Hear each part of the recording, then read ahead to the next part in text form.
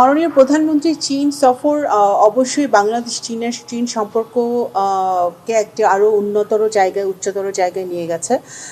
অবশ্যই চীনের সাথে বাংলাদেশের সম্পর্ক সবসময় ভালো ছিল। আমাদের অর্থনৈতিক সামাজিক উন্নয়নে তারা সবসময় একটি অত্যন্ত শক্তিশালী অংশীদার। আগামী দিনে আরও বেশি তারা বিভিন্ন বাংলাদেশের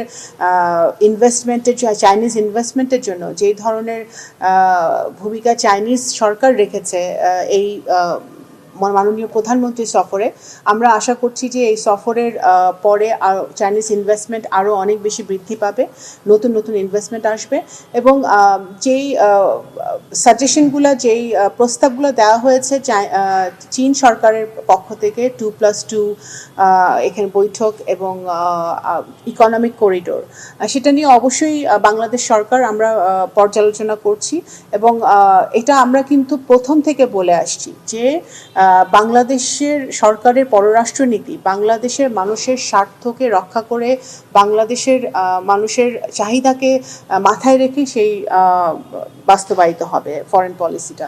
তো সেই জায়গাটা থেকে অবশ্যই আমরা এটা প্রক্রিয়াধীন আছে এবং আমরা এটা যদি এটা আমাদের বাংলাদেশের জন্য বেনিফিট হয়, বাংলাদেশের মানুষের জন্য এটা দরকারে আসে, তাহলে অবশ্যই সেটা আমরা বিবেচনা নিব। 2+2 ফরম্যাটে অন্য দেশের সাথেও ভবিষ্যতে যেতে পারে এরকম অবশ্যই 2+2 ওনারা পরামর্শ দিয়েছেন, সেটা অবশ্যই আমরা আমাদের এইটা নিয়ে তো আলোচনা হয়েছে।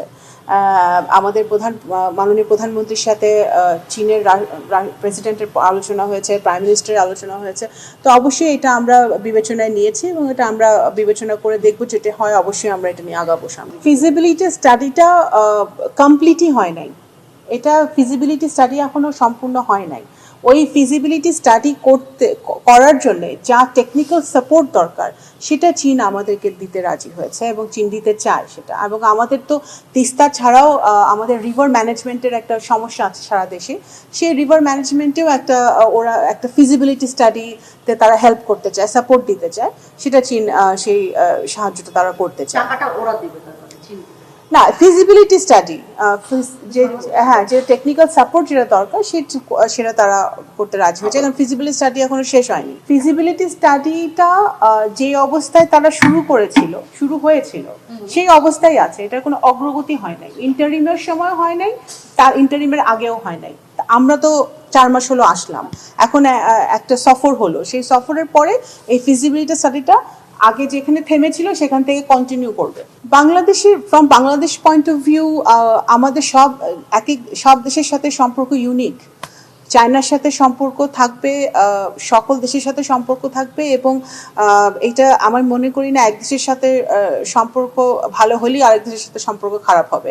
আমাদের লক্ষ্যটা হচ্ছে যে সব দেশের সাথে ভালো সম্পর্ক রেখে আমাদের দেশের স্বার্থটা আমাদের হাসিল করা, এটাই আমাদের লক্ষ্য। ইকোনমিক করিডোরটা এগেন ইটস আন্ডার অ্যানালাইসিস, আমরা এটা অ্যানালাইসিস করছি, আমরা দেখছি এবং যদি economic corridor is a channel, right, it's a communication channel. যে কমিউনিকেশনটা যদি আমাদের সহজ হয় তাহলে আমাদের বাণিজ্য এবং অর্থনীতিতে অনেক বেশি সম্প্রসারণ ঘটবে।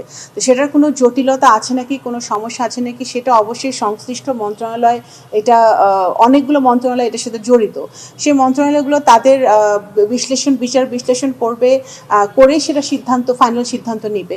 সেটা একটা প্রপোজাল এসেছে, সেই প্রপোজালটা অবশ্যই বাংলাদেশ সরকার, সেটা আমরা সাধুবাদ জানাই, কারণ এটা বাংলাদেশের অর্থনীতি বাণিজ্যতে এটা আমি মনে করি এটা আমাদেরকে অনেক বেশি বাণিজ্য সম্প্রসারণে সাহায্য করবে। কিন্তু বাস্তবিক অর্থে এটা কতটুকু কমপ্লিকেটেড বা কমপ্লিকেশনস হবে বা হবে কি হবে না, সেটা সংশ্লিষ্ট মন্ত্রণালয় সেটা যাচাই বাছাই করে জানালে সেটা তখন আমরা জানতে পারবো।